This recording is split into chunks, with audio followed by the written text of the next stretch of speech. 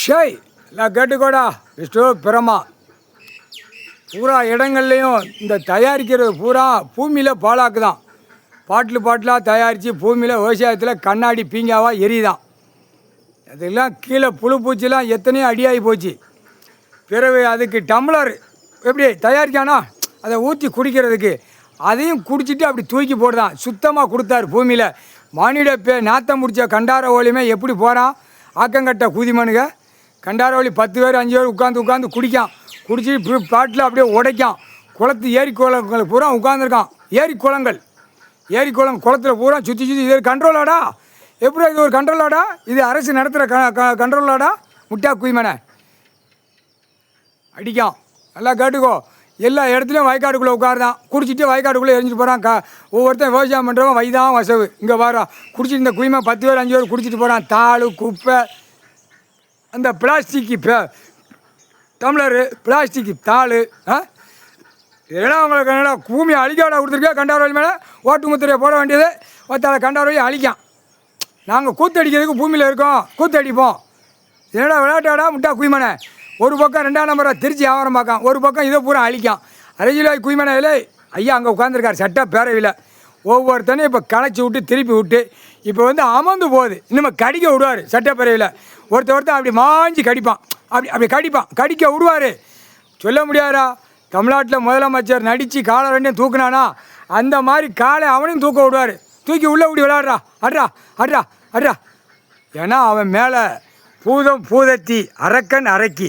சரியா? கடவுள் பவர் வாண்ட என்ன பவர் வச்சுக்கான்? சனதரத்தை ஒழிப்போம்ங்க.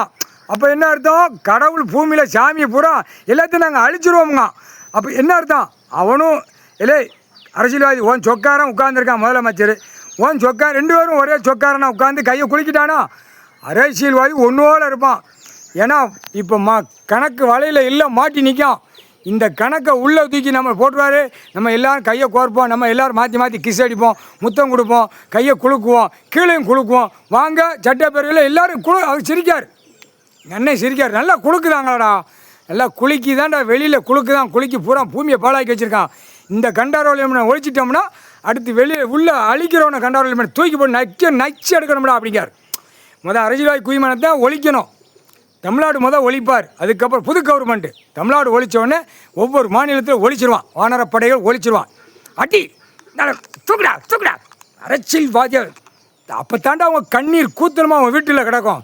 ஐயையோ என் பொண்டாட்டி பிள்ளைலாம் ஐயையோ என் புருஷனை தூக்கிட்டு போகிறாங்க. ஐயையோ என்ன அப்படின்னு வரும்.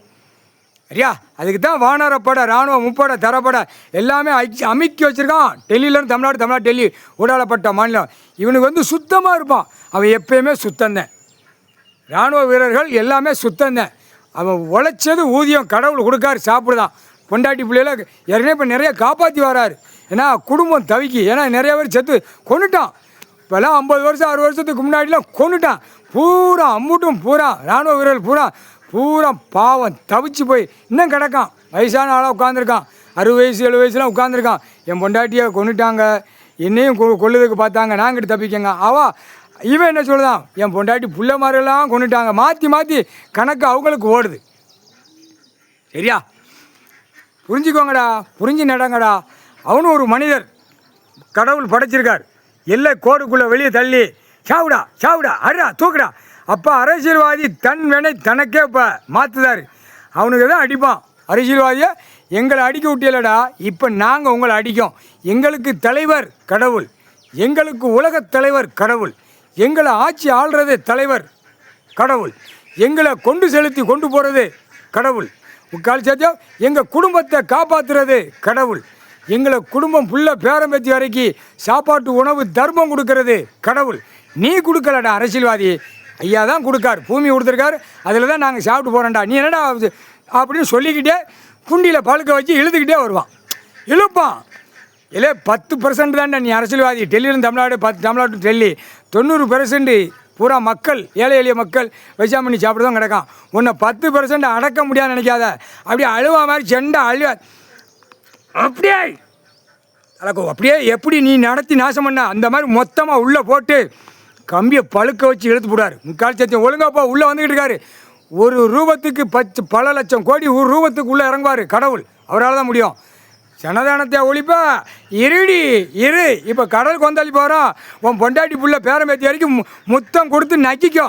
சரியா? துவைச்சு போடுவார். துவைச்சி முக்கால் சத்தியம்.